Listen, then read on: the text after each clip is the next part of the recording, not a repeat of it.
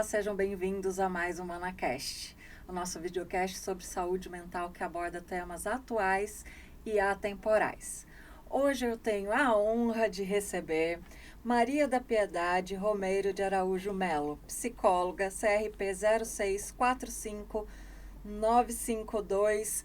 Nossa querida Mapi foi minha coordenadora no curso de psicologia, fez parte da minha formação. É uma mulher incrível com currículo enorme que eu vou resumir aqui um pouquinho só para vocês terem um gostinho.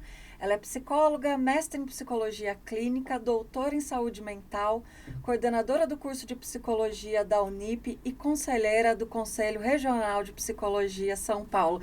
Bem-vinda, Mapi! Oi, Amanda, tudo bem, querida? Um prazer estar aqui com você. Prazer todo meu. A Mapi tem uma experiência incrível e muito conteúdo também teórico, histórico sobre a psicologia, né? Você atua também na clínica, né, Mapi? Atuo em consultório particular e no referencial psicanalítico. Mas eu entendo que quando a gente fala em psicoterapia, a gente fala de uma forma ampla, né? De uma forma que contemple outras abordagens também. Então, vamos começar a falar sobre psicoterapia. Você que começou a assistir, já curte o nosso canal, ativa o sininho aí para receber conteúdo bom e para esse conteúdo chegar para mais pessoas. Mapi, vamos começar falando sobre a psicoterapia. Como é que surgiu a psicoterapia? De onde ela vem? Qual é o histórico dela? Então, Mana, muito interessante a sua pergunta, porque historicamente, o Levi-Strauss vai dizer o seguinte, que historicamente os primeiros registros que nós temos, quando a gente vai pensar quando é que surgiu a psicoterapia, são data da Idade Média. Na Idade Média, o que acontecia? Vamos contextualizar. Então, a medicina era muito incipiente, o acesso à medicina era muito difícil. Pra você ter ideia, eram os árabes e os judeus que eram os grandes médicos. Então, quando alguém adoecia, você levava 30 dias para o médico chegar, porque o transporte era difícil, porque custava muito caro. Então, por que eu estou dizendo isso? Para a gente entender um pouco o contexto. E as mulheres, naquela época, elas não eram consideradas seres humanos, elas eram subseres humanos. Então, elas não tinham acesso à medicina e elas não tinham acesso, inclusive, às igrejas. Elas não podiam entrar nas igrejas. Então, muitas dessas mulheres, elas se tornaram benzedeiras, que na época se chamavam feiticeiras.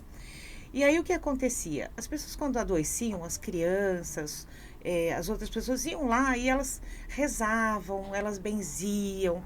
O Levi-Strauss até detalha algumas coisas que ele diz assim, às vezes a pessoa ia lá e apertava, e chupava aqui, apertava ali e a pessoa melhorava. E aí as pessoas começaram a se incomodar, diziam assim, mas que mulheres são essas? Como que você vai lá, você conversa, você benze, você chora e você sai de lá melhor? Então começou a se criar uma concepção de que essas mulheres elas tinham um pacto com o demônio. E aí começou-se então a combater essas mulheres e muitas delas elas foram queimadas pela Inquisição, elas foram torturadas, elas foram mortas. Tem comunidades assim que 80% das mulheres benzedeiras daquele local foram mortas pela Inquisição, porque se acreditava que elas tinham um pacto com o demônio, que aquela era uma prática demoníaca. Então veja que quando surgiram os primeiros registros sobre a psicoterapia, havia toda uma concepção que destruía, que atacava as mulheres e não se compreendia como é que esse processo funcionava. Aí nós vamos dando um salto para o que a gente chama de psicoterapia científica. Quando é que isso começou? E aí a gente precisa falar do Freud. Porque o Freud, quando ele vai estudar com Charcot e com Breuer sobre a hipnose, que já era uma prática que o Charcot e o Breuer já praticavam, o Freud ele começou a observar o seguinte, né? Primeiro que ele se deu conta de uma série de coisas, inclusive porque a hipnose, olha o que a hipnose faz. A hipnose mostra que nós não somos o sujeito da consciência. Por quê? Porque se você hipnotiza alguém e você dá uma ordem ali, uma sugestão, e a pessoa melhora, e há uma reação, prova que existe algo fora da consciência. Então, acho que uma das questões são as feridas, as 3 grandes feridas narcísicas, né? Isso nos remete às 3 grandes feridas narcísicas que temos, né? Uma que foi com o Copérnico, né? Que questionou a questão do teocentrismo, então a Terra não é o centro do universo, né? A segunda foi a teoria do Darwin, né, que falou, olha, nós não somos exatamente imagem e semelhança de Deus, então, com uma teoria evolucionista. E a terceira grande ferida narcísica foi o Freud, que disse assim, nós não somos donos de nós mesmos, tão senhores, tão senhor da nossa razão. Então, a gente tem aí essas 3 feridas que foram marcando a história da humanidade. Então, a gente vai vendo que aí o Freud traz esse caráter científico para a psicoterapia, porque a partir daí ele vai desenvolvendo uma série de técnicas até chegar no que hoje nós chamamos de psicanálise. Paralelo a isso, foram surgindo estudos em Leipzig que tem a ver com a história da psicologia, né, estudos de consciência. Depois também foi surgindo as teorias comportamentais, o behaviorismo e tudo mais. Então veja que até na Idade Média a gente tinha uma demonização da psicoterapia, aí depois nós demos um salto para uma psicoterapia científica e nós fomos desenvolvendo tudo isso até chegarmos ao que essas diferentes técnicas e diferentes práticas para cuidar do sofrimento humano. Certo, perfeito, Mapi. E era também a mulher que, além da feitiçaria ali, de não entender a técnica que ela usava de alguma forma, era ser a mulher batalhando por espaço, né? Entrando no lugar que era dominado por homens.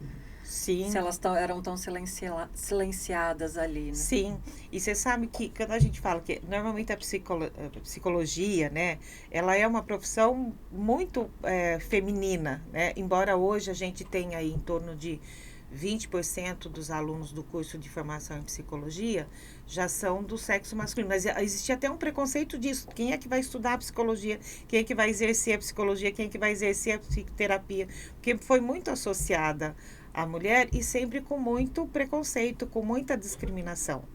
E a gente vê o seguinte, que ultimamente o sofrimento humano tem crescido tanto que a gente precisa começar a desmistificar o próprio atendimento psicológico, a própria psicoterapia. É necessário a gente pensar que quando a gente tem um espaço reservado, sigiloso, privado, onde você pode falar das suas dores, porque a gente acredita muito que a fala, ela tem muito poder. Falar é agir, falar é um ato. E aí quando você começa a exprimir as suas emoções e conversar, e que você tem uma outra mente para te ajudar a pensar tudo isso, a elaborar tudo isso, certamente vai trazer uma qualidade de vida, vai dirimir esse sofrimento. Porque a gente tem visto que a própria sociedade, né, que a gente criou, nós temos uma sociedade que produz sofrimento, uma sociedade que cobra muito, uma sociedade que nós temos aquele mito de que a gente tem que estar sempre bem, nós temos uma sociedade onde tudo está nas redes sociais, que há muita cobrança. Só que junto com isso nós temos uma sociedade com muita desigualdade social, com muito preconceito, com muito racismo, com homofobia, com LGBTfobia, com as mulheres ainda buscando um espaço com dupla jornada.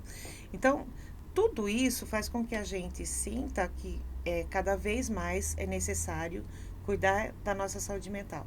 E a psicoterapia é um recurso importantíssimo para isso. Eu diria dos fundamentais. Porque quando a gente pensa, por exemplo, em medicamentos, são super importantes. Muitas vezes absolutamente necessários, mas eles vão silenciar o sintoma. O medicamento, ele retira daquele momento aquela dor, ele silencia o sintoma. Quem é que vai dar espaço para esse sintoma se manifestar e ser cuidado, e ser curado? São as psicoterapias. Porque quando você tem, vamos pensar, você tem uma ferida, né? Então, para você curá-la, o que você tem que fazer? Você tem que ir lá, você tem que lavar, você tem que limpar, você tem que passar remédio, ela vai ficar exposta e depois ela começa a cicatrizar, né? Então, se você só abafa, ela permanece ali e às vezes piora. Então, a gente precisa pensar que nós temos que ter um trabalho integrado, que muitas vezes as pessoas precisam do medicamento e principalmente da psicoterapia. Senão ela fica tomando medicamento a vida toda, Né? Volto a dizer, eu não sou contra. Uhum. Eu acho que ele, muitas vezes ele é necessário. Mas ele, por si só, ele não vai tirar as dores mais profundas. Ele vai silenciar essas dores. Então, a gente precisa ter outros espaços para cuidar dos nossos afetos, das nossas relações, da nossa vida de forma geral. Certo. E eu acho importante dizer da formação desse profissional que acolhe o outro, que escuta o outro e o acompanha no seu sofrimento e na sua transformação, evolução, né? Mudança, cura, alívio do sintoma. Porque muitas vezes as pessoas acham que é só uma conversa ou que é um conselho. Eu tô puxando pra gente desconstruindo o Sim. preconceito, né? Né? Você, não, mas eu converso com os meus amigos. Não, ou a mãe fala, ela tem eu para conversar, para que ela precisa de uma psicóloga? Não tem nada a ver, né, Papi? Se soubessem tudo que a gente processa, como que a gente faz para ter esse cuidado com o outro, da hora de fazer uma intervenção. Sim, Fala não, um pouco sobre fundamental isso que você está falando, fundamental, porque primeiro assim, a psicoterapia, nenhuma delas pode ser exercida por qualquer pessoa e nem de qualquer maneira. Né? Então, acho que tem que ter realmente uma formação para isso. E a gente precisa entender que a psicoterapia ela se distingue dessa questão do senso comum, que é uma conversa, um acolhimento. A psicoterapia ela tem práticas específicas, científicas, comprovadas, estudadas e comprovadas. E isso, assim, então, o que eu percebo atualmente? Assim, um monte de cursos online, de pessoas sem formação exercendo, se auto-intitulando psicoterapeutas. Isso é de uma gravidade porque você traz um dano para a sociedade. Quando você presta um mau serviço a alguém, você prejudica aquela pessoa e você prejudica a todos os profissionais e você prejudica aquele tipo de prática. Então, é grave quando uma pessoa começa a exercer a psicoterapia sem formação alguma. Então, é necessário estudar psicologia. Quando você tem médicos que praticam psicoterapia, mas para isso também é necessário uma formação posterior à medicina, né, que precisa ser em alguma área específica das psicoterapias. Então, é muito importante a gente cuidar da formação. Eu tenho tido uma preocupação muito grande, porque quando a gente entra na internet, aparece um monte de cursos, né? Uma série de cursos e realmente, assim, que não qualificam ninguém.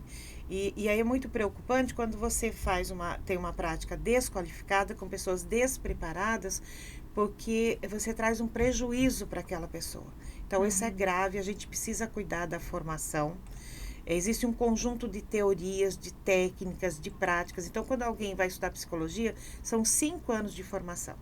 Então, ele vai partir do conhecimento básico, ele vai estudar muito, ele vai ler muito, ele vai fazer estágio, ele vai praticar isso, para depois ser lançado, estar disponível para a sociedade para prestar um atendimento qualificado. E que a gente nunca para, né, Mapi? Não, é permanente. A formação de um psicoterapeuta, de um psicanalista, ou de qualquer profissional, realmente é permanente. A gente vai construindo e desconstruindo permanentemente. Então, é uma profissão que exige muito.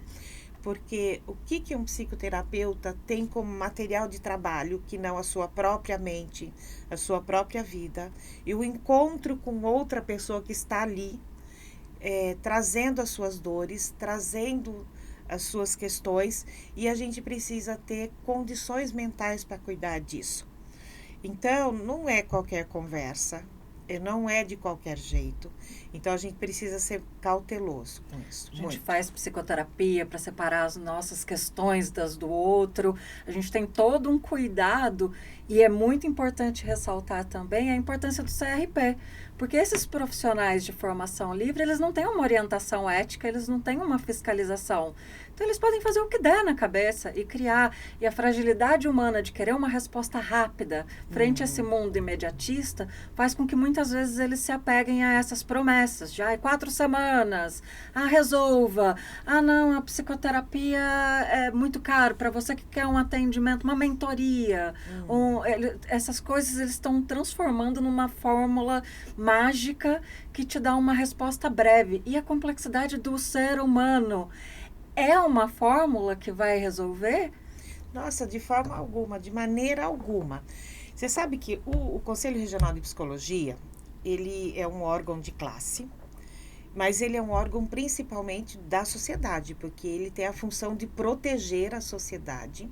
Então, ele é um órgão que orienta, fiscaliza e normatiza a profissão. Só que ele tem incidência só sobre o psicólogo. Então, quando a pessoa faz um curso livre, que nem é um curso de formação, que nem é ligado é um curso livre, o CRP não consegue atuar sobre ele, porque o CRP atua sobre o psicólogo. E quando ocorrem essas práticas inadequadas, o correto é a gente denunciar. Então, a gente pode denunciar, às vezes, se ocorrer algum abuso, algum absurdo, tem que fazer boletim de ocorrência, tem que denunciar essas práticas, enfim. Mas é um campo difícil esse, é muito difícil, porque como a gente só vai atuar sobre o psicólogo, aquilo que não é da psicologia, quando chega alguma denúncia, a gente encaminha para o Ministério Público. Então, o que a gente precisa, na verdade? Orientar a população. Porque a informação é muito importante, é a boa informação. Porque se a população é bem informada, ela sabe, ela vai buscar realmente alguém que seja qualificado, que tenha uma formação. E aí a gente ainda sabe, você tocou numa questão delicada, que é assim, e o acesso às psicoterapias, aos tratamentos psicológicos? Como é que a gente lida com isso? De fato, como qualquer outro tratamento, infelizmente ele não é tão acessível. No entanto, nós temos muitos serviços gratuitos. Então, se você pega, assim, por exemplo, todo o curso de psicologia, é previsto nas diretrizes curriculares que ele tem que ter um serviço escola de psicologia, que presta atendimento gratuito à população. Então, quando não se pode pagar, dá para buscar esses serviços gratuitos nas universidades, nesses serviços de escolas, na rede pública. Também é possível com encaminhamento. É possível também, tem algumas sociedades de psicanálise que têm serviço de prestação à comunidade, que faz com preço bastante acessível. Enfim, há formas da gente tornar acessível, embora eu pense que a gente tem que fazer ainda um esforço para tornar a psicoterapia mais acessível, mas ainda há caminhos gratuitos para ter acesso a isto. A gente que precisa passar essa informação adequadamente. Porque, por exemplo, lá na universidade nós temos um serviço escola que atende toda a região de Campinas. A gente recebe não só pessoas aqui de Campinas, mas da região toda. É gratuito, assim como todos os outros cursos de psicologia que tem na sua cidade. Supervisionado por professores, sim, atendimento de qualidade. Sim, são feitos sempre por alunos do último ano do curso. Portanto, já são alunos que já cursaram muita coisa, estão mais na fase final mesmo dessa formação e são supervisionados, a todo um cuidado, porque tudo isso tem que ter muita ética, né? Aliás, a psicologia, você não consegue dissociá-la da ética, da garantia dos direitos das pessoas e dos direitos humanos, evidentemente. Qualquer prática psicoterapeuta que não respeite isso, ela não pode ser considerada uma psicoterapia. Né? Eu não qualificaria dessa maneira. Sim. Agora, complementando a sua fala, esse foi o objetivo do ManaCast surgir, que é de trazer essas informações para a população, essa ideia ainda equivocada sobre a psicologia, que muitas vezes eu encontro nos meus atendimentos clínicos ou em falas em outros ambientes. Então, promover informação de qualidade, com profissionais qualificados e com uma linguagem acessível para a população geral, né? Então, eu até queria te dar os parabéns, porque eu acho importante isso. Levar informação de qualidade, com cuidado, com cautela, com respeito às pessoas. Porque, assim, uma sociedade bem informada, uma sociedade bem formada, ela acaba que ela garante uma qualidade de vida melhor para todos. Então, eu acho muito importante, assim, muito interessante essa sua proposta, porque a gente vê tanta coisa, tanta informação, tanto fake news, superficial, inadequada. Querendo chamar atenção, isso. Porque a regra das mídias é ganha like, então são essas 5 dicas para você não sabe aquilo que você não sabe para resolver a sua vida, né? Então, e aí não tem uma coisa milagrosa, né? Eu até acredito, assim, que existe alguma coisa Que uma vez uma pessoa falou assim para mim, ai, Mapi, eu queria tanto que você tivesse uma varinha mágica, que você desse e que todos os meus problemas desaparecessem, né? Como a gente queria. Aí eu falei, eu também, porque daí eu estaria rica, famosa. Mas não é assim, a vida é trabalhosa. Mas existe, assim, eu falei para ele, eu acredito naquele milagre que a gente pode construir aqui cotidianamente, onde a gente vai trabalhando as questões, vai se fortalecendo, vai amadurecendo, vai expandindo a mente. É um processo de crescimento. Então, as psicoterapias, elas nunca são rápidas. Até existem psicoterapias breves, porque existem muitas modalidades de psicoterapias. As breves são no modelo do Dileron, que são 12 sessões, tem do Fiorini também, são terapias importantes, funcionam sim, mas a gente percebe que aquelas que vão transformar internamente são aquelas que duram um pouco mais. Porque veja só, primeiro, que nós somos muito resistentes à mudança. Vamos pensar assim, qualquer coisa que a gente tenha um vício. Gente, como é difícil. Às vezes a pessoa quer largar aquilo profundamente, mas é difícil a mudança. Então, você não muda, você não revê alguma coisa em você rapidamente. Até porque é importante que o tempo vá mostrando o que é que realmente você é, porque é um processo de autoconhecimento. É um processo de decisões internas, de crescimento mental. Então, veja que não dá para você, milagrosamente, sumir com aquilo, né? Exato. Então, com aquele sofrimento. Então, há que se trabalhar muito para isso e há de diferentes formas de tratar tudo isso. Então, por isso que quanto mais informação sobre as diferentes psicoterapias que existem, melhor para que cada um possa fazer as suas escolhas. Pode falar um pouco sobre isso? Quer fazer uma breve introdução das abordagens? Posso, eu acho assim. Hoje eu sei que é difícil a gente conseguir desmembrar muito. Talvez dar uma pinceladinha só. Sim. Que muitas pessoas têm dúvida também sobre isso. Então, porque até vou aproveitar e entrar também numa questão, porque primeiro nós temos modalidades de psicoterapia. Nós temos a modalidade online, nós temos a modalidade presencial, inclusive a online é alguma coisa que surgiu muito em função da pandemia, porque embora a psicoterapia online ela já existisse em vários países do mundo, principalmente no Canadá, já estava bastante adiantada, aqui no Brasil até então o que se podia era fazer alguns atendimentos online com práticas muito específicas e havia necessidade de um cadastro para isso. Com o advento da pandemia, o que acontecia? Ou você atendia online, ou você ia deixar as pessoas sem nenhum atendimento num momento em que era absolutamente necessário, porque os transtornos mentais deram um salto na pandemia. Nós ficamos com muito medo de morrer, nós já temos esse medo de morrer. E aí, com o advento da pandemia e tudo isso aumentou. Então, a quantidade de pessoas com crise de ansiedade, com depressão e tudo mais, aumentou significativamente. Então, nós tivemos uma mudança na questão dos atendimentos. Então, criou-se essa modalidade online. Nós temos uma resolução que saiu recentemente sobre atendimento online, e aí vale a pena ressaltar duas questões. Primeiro, que o atendimento online não é para todos. Tá?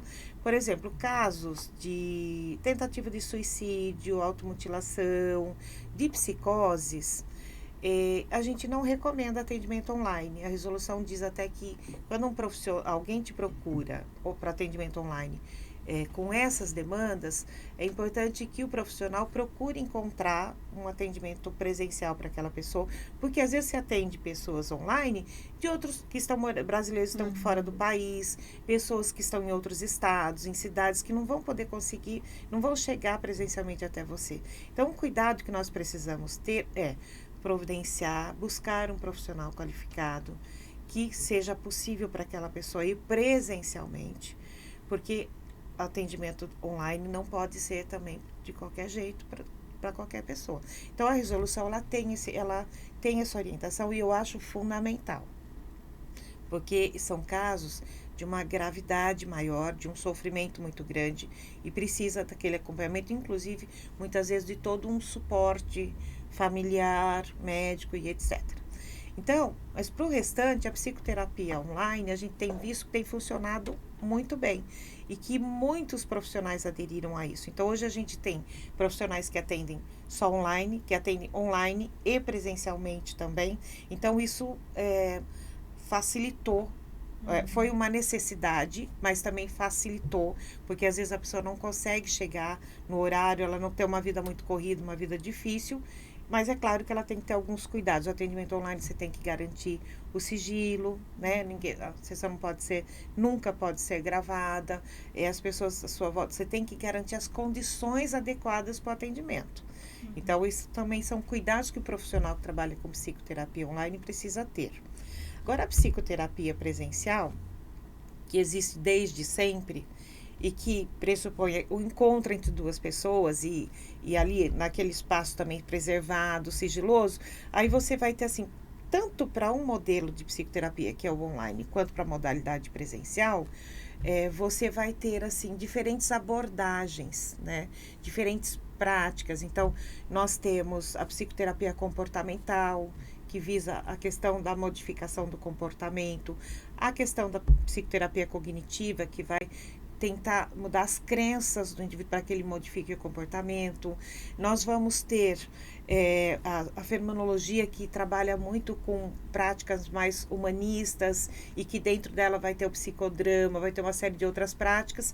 E nós temos a psicanálise, que é uma prática muito específica e que dentro da psicanálise nós vamos também ter vários autores. Na verdade, cada uma dessas teorias tem diferentes ramificações, diferentes práticas, todas elas muito científicas, todas muito comprovadas, né? Então, assim, estudadas e em permanente construção. Porque os paradigmas científicos, eles são assim, existe um paradigma, Thomas Kuhn fala isso, depois ele é questionado, ele cai e surgem outros. Então, assim, a ciência psicológica, ela está em evolução, em permanente evolução, porque a gente também saiu daquilo que a gente chama da psicologia europeia, da psicologia americana, para criar também uma psicologia muito brasileira, que leve em conta o nosso contexto, a nossa população, a nossa realidade. Tudo isso é importante, senão você fica fora de contexto. Então, quando você vai atender alguém, não é uma questão só de aplicação de técnica, não é só uma questão de... você tem todo ali um encontro com aquela pessoa, e a partir disso, algo vai se ocorrer ali e que vai sendo o processo, né? Como é que vai se dar o atendimento, não depende só do profissional e não depende só do cliente ou do usuário daquele serviço ou do paciente. É da dupla. Né? Acredito muito na coisa da dupla, do encontro e daquilo que é possível produzir ali. Perfeito, Mapi. Sob esse ponto de vista de uma psicologia feita para o Brasil, levando em consideração as nossas características, fala um pouquinho sobre sujeito e sociedade. Nossa. Esse é um campo enorme, porque assim, na verdade, você sabe que cada abordagem psicológica tem uma concepção de sujeito, né? Então, por exemplo, o sujeito da psicanálise é o sujeito do inconsciente, né? É isso que a gente vai buscar, é o sujeito do inconsciente, né? Que vai reviver ali na transferência, no campo analítico, todas as suas questões, né? E então, por exemplo, a psicanálise, a gente vê que a gente não fala em cura, né? Quando a gente usa o termo cura, a gente usa naquele sentido grego mesmo, de o que é um queijo curado? É um queijo que foi tratado. É um queijo que passou por alguma coisa e que a partir dali algo se transformou, algo mudou o seu sabor, algo ocorreu com aquele queijo, né? Então, assim, é nesse sentido que a gente usa, mas assim, o que a gente pensa em termos de sociedade atual, né? De forma ampla. Nós ainda temos uma sociedade extremamente preconceituosa, racista, homofóbica, uma sociedade que ainda não dá acesso a serviços psicológicos, mas não é só isso, a maioria da população ainda não tem acesso a uma vida digna, a uma vida justa. Então, a gente vê assim, o homem é o ser da cultura. Freud disse isso, não só ele, muitos outros autores, mas é assim, somos um sujeito da cultura. Portanto, como é que a gente se constitui? É a partir daquilo que é constitucional, que é genético, mas é principalmente daquilo que nós vivemos no nosso cotidiano. E desde a nossa concepção. Então, eu percebo que a gente precisa cuidar melhor das nossas crianças, porque sem isso, se a gente não cuida da infância, a gente tem um risco muito maior de que as pessoas tenham mais sofrimentos, que sofram muito mais.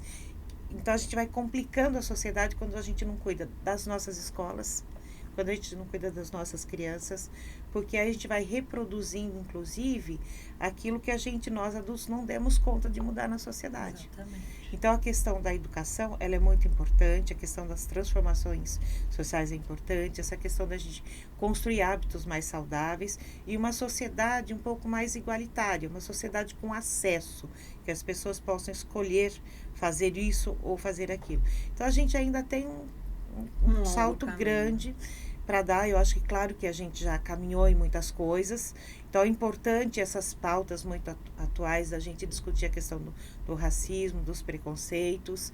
É fundamental, porque essa coisa que é o racismo estrutural, né, que é uma sociedade toda calcada no racismo, e que isso há interesse em manter, porque você mantém o poder sobre, né? Porque se a gente pensar bem, ainda a gente vive assim uma sociedade onde poucas pessoas detêm muito, né? A questão não é alguém deter muito, a questão é faltar para muita gente, porque daí fica um desequilíbrio social, uma relação de poder onde as forças ficam bastante desequilibradas. E uma desumanização do que é mais frágil. Como você falou sobre as mulheres lá atrás, feiticeiras, queimadas, é o que autoriza a violência contra um homossexual, é o que autoriza a exploração do trabalho de um negro.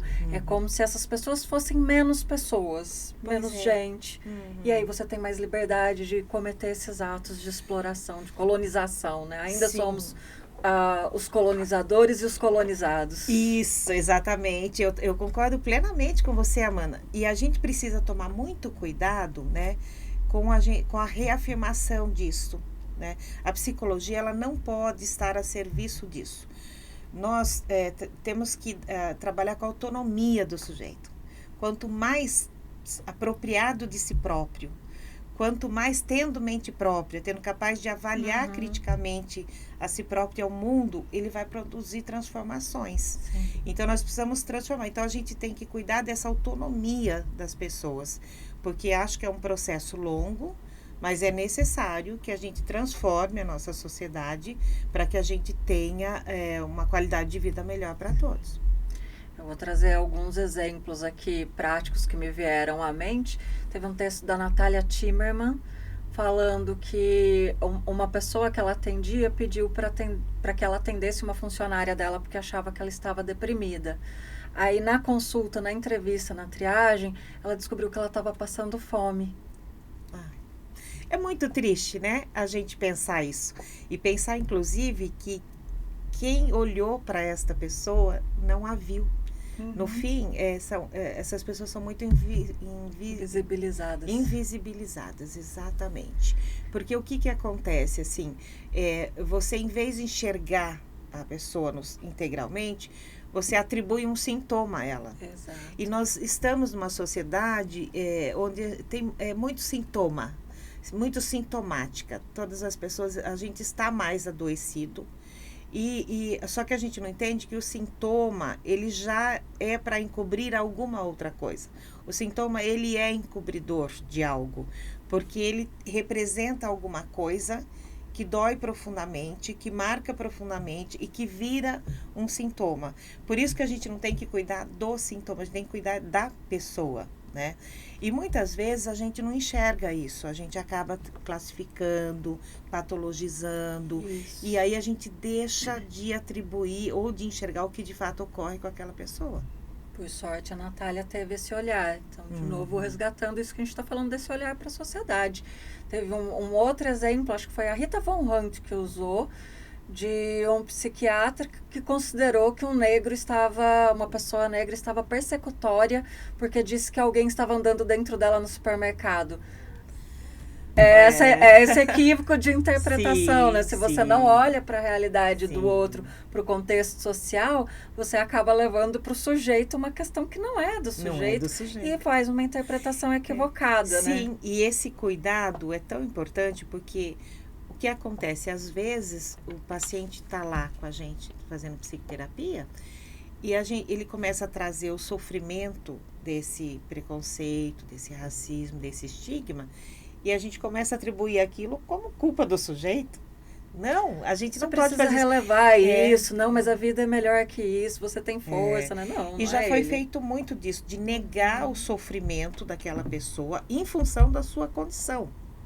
Então é sério quando a gente pega aquela pessoa e tira do contexto dela e começa a atribuir, começa a patologizar qualquer coisa que ela traga.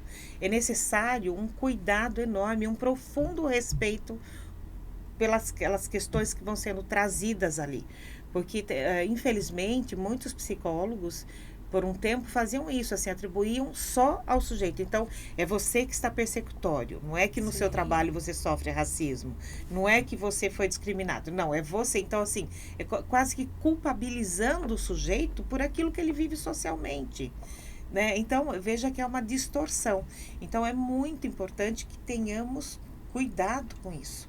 Então, o bom profissional de psicoterapia, o bom psicoterapeuta, ele não vai fazer isso.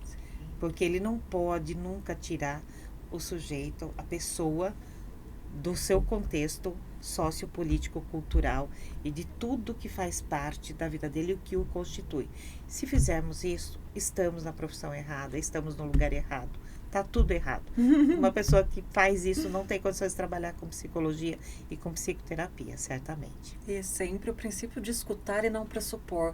Mesmo que você não tenha ainda uma noção real da realidade do outro, o teu papel ali é escutar o outro, antes de pressupor. Sim, escutar e observar, né?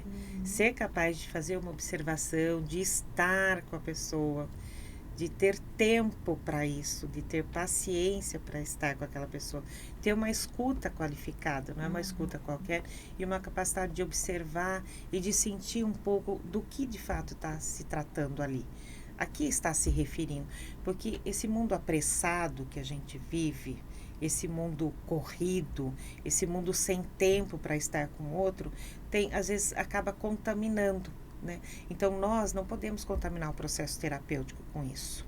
Então, a gente precisa pensar até, inclusive, em que condições nós, profissionais da psicologia clínica ou psicoterapeutas, em que condições nós estamos ali para prestar aquele serviço, aquele atendimento. Então, nós estamos realmente em condições de estar com aquela pessoa. Por isso que a gente precisa cuidar da nossa saúde mental. Também precisamos de terapia, precisamos de análise, porque senão fica muito difícil. E aí, se a gente não tiver um tempo e essa capacidade de estar com o outro, certamente não vamos cuidar, não vamos tratar aquela situação com o devido respeito e com a atenção que merece. Sim. Eu me lembrei agora, e também saber o nosso calcanhar de Aquiles, né? Eu me lembrei agora de um conselho que eu tive quando eu estava terminando a psicologia da Rosane Palma, uma psicóloga, amiga minha, já mais experiente. Ela disse: Amanda, todo mundo diz que a gente tem que ser bom em alguma coisa, mas eu vou te dar um conselho diferente. Saiba aquilo que você não dá conta, que você não quer, está tudo bem. Aceite isso, encaminhe o que você achar que você não está preparada para fazer. Eu concordo plenamente. É exatamente isso. Nós não somos obrigados a atender pelos casos que a gente não se sinta qualificado para isso, preparado para isso. A gente pode, claro, encaminhar a pessoa, fazer todo um processo de encaminhamento, verificar quem pode assumir. Mas é isso, a gente tem que assumir aquilo que a gente entende que dá conta, né? É importante essas questões da gente cuidar um pouco do que a gente consegue ou não fazer. Nós precisamos de um processo de autoconhecimento também. Por isso que eu volto à minha fala lá inicial. A psicoterapia e a psicologia clínica, ela não pode ser exercida por qualquer um ou por qualquer profissional, porque traz um prejuízo. As pessoas, não tem muito prejuízo, a gente causa muita dor em alguém, a gente vê práticas antiéticas, práticas que trazem danos ao desenvolvimento daquela pessoa. Uma pessoa fragilizada, em crise, um sofrimento extremo, ela não consegue ter muita crítica. Então, se vem um profissional, eu já li histórias absurdas. Então, por exemplo, já li de uma mulher que sofreu um aborto espontâneo e aí foi num profissional, não psicólogo, num terapeuta, e ele disse para ela que inconscientemente ela não queria aquele filho, por isso que ela tinha feito o aborto. Você imagina alguém num sofrimento desse? Você coloca a responsabilidade no inconsciente, que ela não tem como saber se ela é culpada ou não.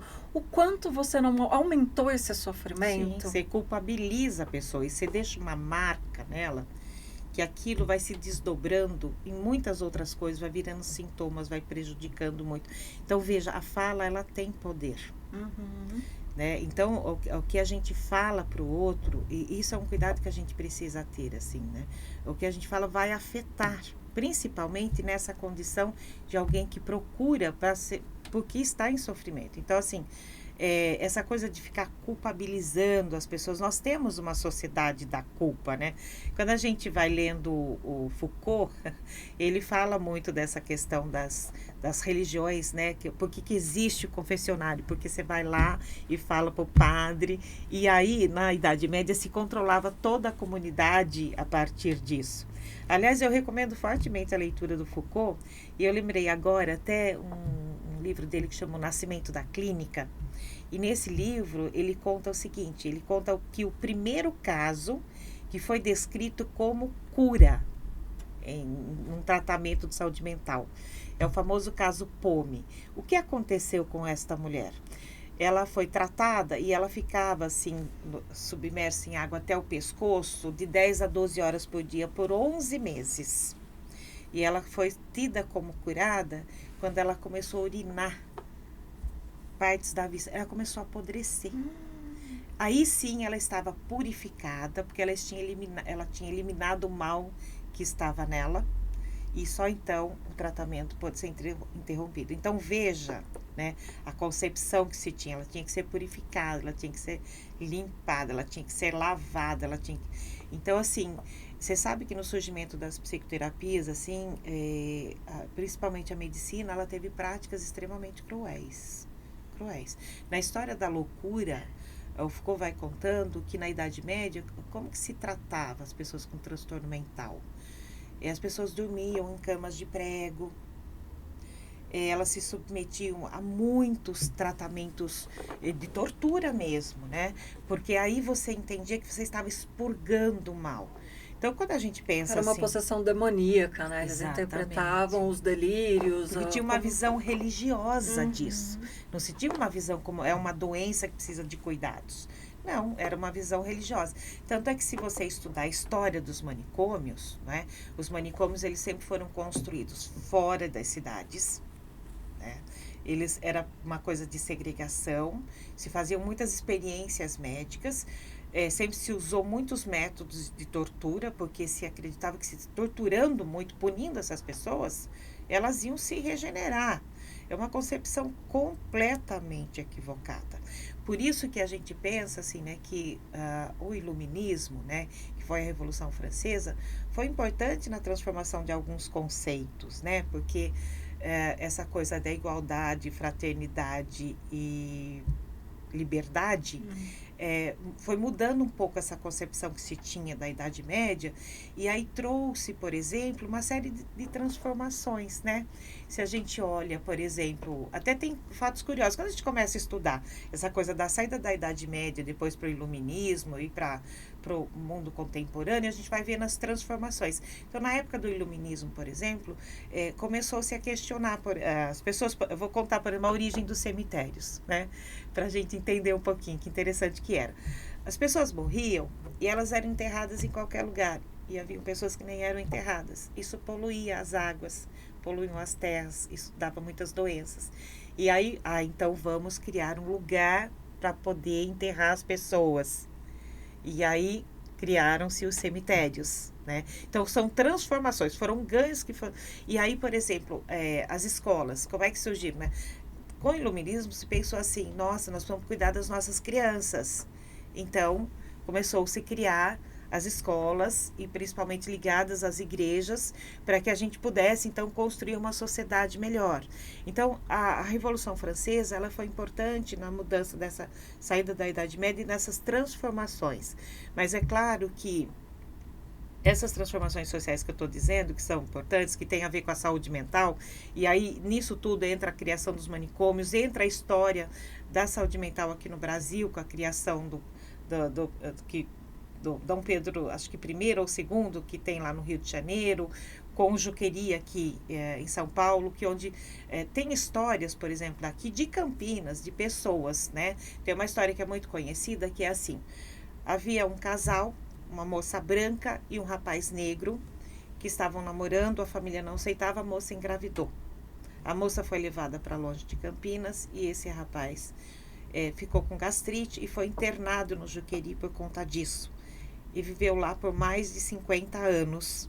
E aí, quando houve essa mudança aí de luta antimanicomial e de fechamento de leitos e hospitais psiquiátricos, que realmente foi uma coisa extremamente importante, ele foi devolvido para a sociedade, para a família, sem nenhuma capacidade de existência. Uma pessoa assim que não sabia de si, não tinha questão de autocuidado, completamente alienado de si mesmo.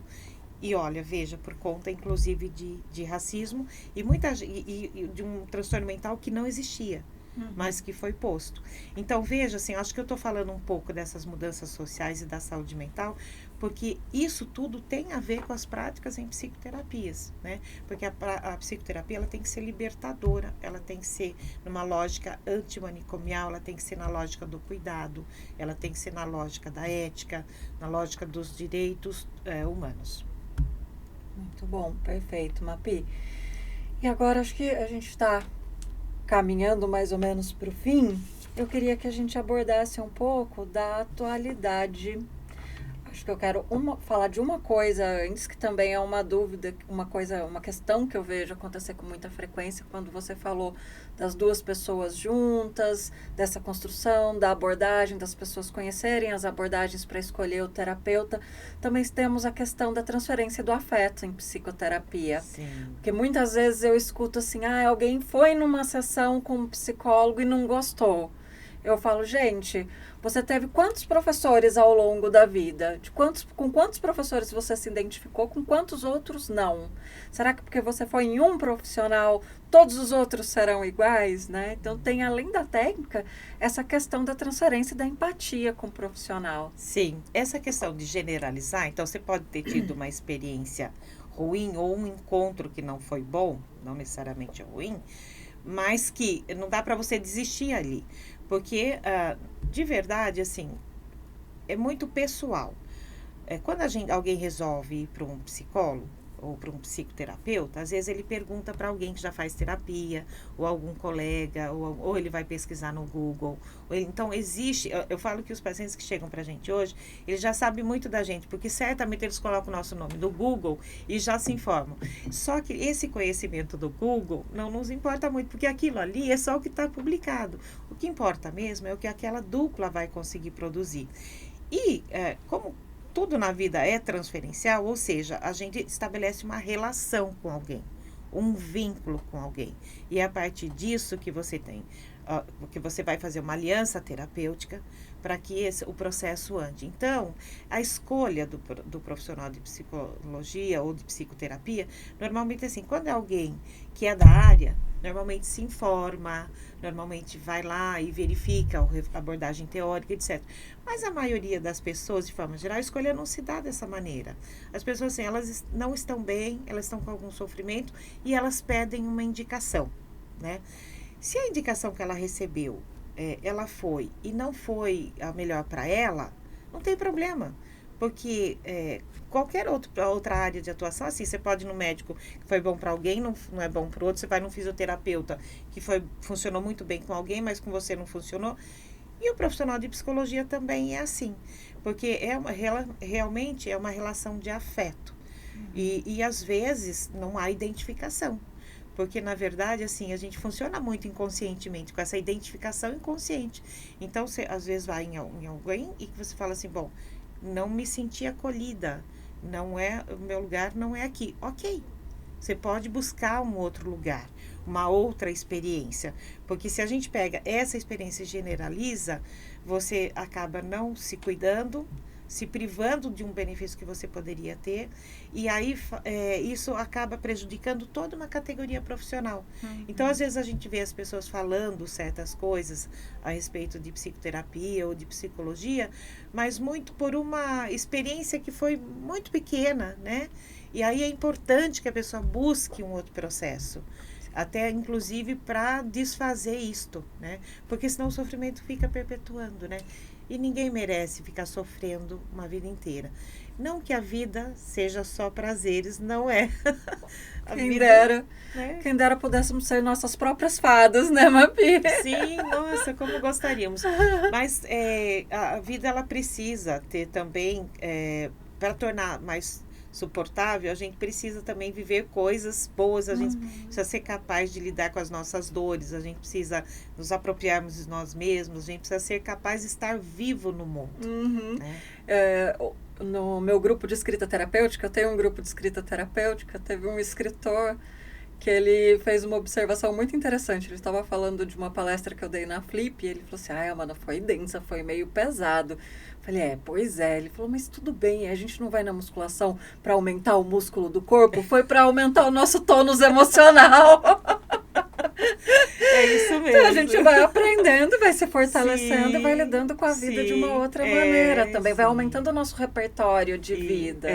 E aí é legal porque você disse isso, porque não ficamos idealizando as psicoterapias. Você não vai lá só para fazer uma coisa de automotivação, sabe? Sair de lá melhor. Não é assim. Você vai lá para se cuidar. Então, eventualmente, tem dias que você sai questionando mais coisas, que você sai pensando mais coisas, fragilizado. Pode chorar mais. Sim, porque a gente precisa ser capaz de pensar. O ser humano é um ser muito frágil, né? A gente fica a vida inteira lutando contra a morte. A gente fica a vida inteira buscando sentido para a nossa existência. Então, poder se dar conta disso e por isso mesmo conseguir viver de um jeito que seja interessante, bacana, mas não significa que não vá ter angústias. Então, um bom processo terapêutico, você vai entrar em contato com si próprio e vai se deparar com coisas angustiantes, difíceis, mas isso traz um ganho mental, um crescimento enorme. Então, qualquer psicoterapia que fique só naquela coisa de passar a mão na cabeça, que fique só na coisa de agradar ou na coisa da automotivação, a gente sabe que isso funciona temporariamente. A gente sabe que isso não vai permanecer, o sofrimento vai continuar. Então é importante, sabe aquele exemplo da ferida? Que a gente precisa limpar a ferida, entrar em contato para limpar para poder cicatrizar. Então as psicoterapias, elas fazem isso, elas mexem um pouco com a vida. Quando a gente vai buscar uma psicoterapia ou uma análise, a gente quer mexer com a gente e mexer com a vida. Você vai lá em busca de alguma coisa. E eu sempre torço muito para que as pessoas encontrem isso que elas estão buscando. Sair da arquibancada, fazer um mergulho, né? Sair do automático da vida cotidiana. Sim. E aí, no meio dessa complexidade toda que a Mapi falou, eu acho que é interessante também um conceito que o Rubem Alves fala do felicidades, que a gente não busca um estado de felicidade plena e constante, que às vezes é uma expectativa irreal de quem vem para a psicoterapia. A gente tem momentos de felicidade, experiências, um olhar para a vida, de encontrar aquilo que também faz valer a pena. E se conhecendo e encontrando esse sentido de vida, porque me assustou muito. Eu sei que a gente está vivendo um período difícil, a gente está numa crise de saúde mental. Acho que perante tudo que a gente falou, os dados até ficaram um pouco significativos. Mas uma das questões eu acho que a gente está num período de muita falta de sentido de vida, entre solidão, burnout, crise econômica. Eu vi isso, não é nem dado, eu vi um post que a pessoa perguntava assim, se você pudesse escolher entre 3 coisas, ser imortal, ter um poder, qualquer um que você escolhesse, ou ter poder aquisitivo, o que você escolheria? Todo mundo que comentava aí embaixo falava o poder aquisitivo, e questionava assim, ser imortal pra quê? Eu tô com 36 anos e tô cansado. Então, acho que a gente tá precisando desse esperançar. Né? A gente sabe assim, né, que a questão do dinheiro, a gente sabe que a falta de dinheiro inviabiliza muita coisa. Né? Então, a pessoa não ter acesso boas coisas, porque ela não tem uma condição financeira, é muito ruim. Então, ele não resolve tudo. Mas, então, assim, a coisa do excesso é nocivo, mas a falta também, porque você não vai conseguir muitas coisas. Então, mas assim, esse conceito dessa falsa felicidade que a gente precisa estar, que é a felicidade do Instagram, de que tudo está maravilhoso, etc. Assim, isso não é dado à condição humana, né? Agora, o que mostra pra gente que uma coisa é boa, que uma coisa é feliz? É o contraponto dela, né? Então, a gente precisa ser capaz de viver momentos de angústia, de tristeza, mas também de coisas boas, de gratidão. Tipo, porque assim, o que mostra que uma coisa é boa? Se você viver só coisa boa, você vai perder a capacidade de identificar que ela é boa. Se você viver só coisa ruim, você entra nessa coisa do sofrimento e só fica naquilo. Então, a gente é capaz de olhar a vida, né, só de um lado ou só de outro. O ideal é a gente integrar. E a gente ter uma vida onde a gente suporte as dores e que a gente também seja capaz de se permitir viver os prazeres, de viver algumas coisas, porque a gente precisa desse equilíbrio. Essa coisa desequilibrada, quando você fica muito só no sofrimento, você vai ter um desgaste enorme emocional e a vida fica insuportável. Então, para a gente suportar a nossa existência, a gente precisa de um certo equilíbrio. Precisamos de um pouco de tudo, né? Precisamos de relações de afeto, de boas convivências, de um trabalho produtivo, ter capacidade de amar, de produzir. O Freud fala, né, que é um sujeito saudável, é aquele que tem a sua capacidade de amar e de produzir preservada. E a Melanie Klein vai acrescentar que também é uma pessoa saudável que é capaz de se proteger daquilo que lhe faz mal. Perfeito. Então, eu acho interessante a gente poder pensar isso, porque aí tira o mito da felicidade, ou tira aquela coisa. Não, a vida pode ser boa, sim, mas só boa não vai dar. Eu costumo dizer que assim, a gente oscila na onda e isso faz parte da vida. O problema é se você está se afogando nessas oscilações. Aí é preciso cuidado e olhar como é que você surfa nisso, né? E aí você falou esse termo de se afogar, né? É bem interessante porque às vezes a pessoa se afoga em coisas que ela poderia nadar de braçada se ela tivesse tido um processo que pudesse ajudá-la nisso, né? Eu acredito muito, assim, na psicologia clínica, eu acredito muito na psicologia geral e acredito muito nas psicoterapias, né? A gente que trabalha com isso todos os dias, a gente vai percebendo o benefício que ela traz. E nós, profissionais, nos beneficiamos muito disso, das psicoterapias que fizemos, não é? Sim. Então, eu acho fundamental, assim, eu acredito muito, eu acho que isso pode beneficiar a cada um e a todos, né? E eu desejo que o atendimento psicológico se torne cada vez mais acessível. Também desejo. Vamos aumentar os psicólogos no SUS. Sim. E eu tenho essa prática também de ter a lista dos lugares para oferecer, porque a gente tem um princípio do cuidado, né? Sim. A gente quer ver a sociedade e o ser humano vivendo melhor. E eu amo essa profissão. Obrigada por ter feito parte da minha formação. Obrigada por estar aqui hoje. Foi uma honra, Mapi. Eu que agradeço, vou dizer, eu fico muito orgulhosa de você, Amanda. De verdade, a gente vê assim as pessoas brilhando, construindo uma trajetória linda, com muita ética, com muito profissionalismo, sabe? Com muita apropriação da profissão. Isso é muito bacana. Então, eu agradeço muito, né?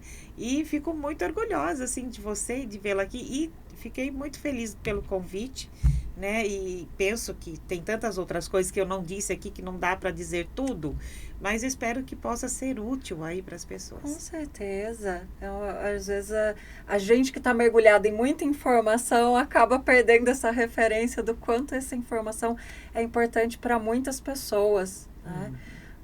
Inclusive, também uma das questões de eu achar que a informação sobre saúde mental é uma medida protetiva para a sociedade foi porque eu fiz o estágio em cuidados paliativos e eu vi o quanto de pessoas com transtorno mental trancadas em casa sem acesso a cuidado porque a família nem consegue identificar que aquilo é um transtorno mental. Então a gente precisa disseminar, acho que é o nosso compromisso ético com o mundo, além do nosso paciente na clínica, no 1-a-1, o nosso compromisso com a sociedade de levar esse conhecimento para a gente viver melhor. Exatamente. Quando você cuida de um, você cuida de muitos ali. E realmente, para você construir uma sociedade mais saudável, nós precisamos também de pessoas, de indivíduos mais saudáveis também. E aí, saudáveis não no sentido classificatório, mas de cada um poder ser o que é e viver com dignidade do jeito que achar importante. A gente precisa garantir a existência das pessoas. Todas as vidas, todas as pessoas têm o direito de existirem e com dignidade e com saúde mental. Perfeito. Muito obrigada, Mapi, mais uma vez. O espaço estará aberto para você sempre que quiser, a casa é sua. Eu acho que tem muita coisa ainda para ser dita. Para vocês que nos acompanharam até aqui, muito obrigada. Espero que tenham gostado. Se tiverem dúvidas, sugestões, críticas, a gente recebe também. E não deixa de compartilhar, que a informação pode salvar vidas. Até a próxima. Muito obrigada. Obrigada.